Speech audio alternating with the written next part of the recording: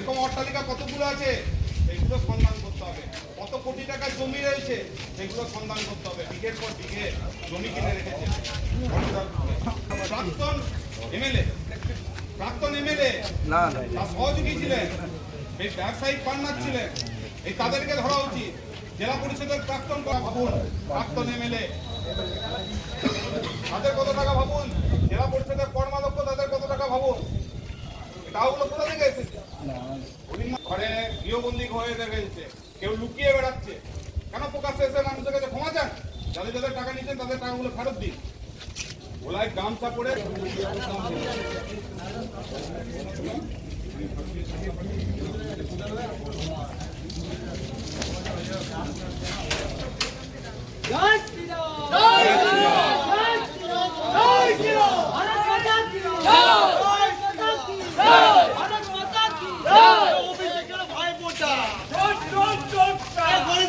চোরটা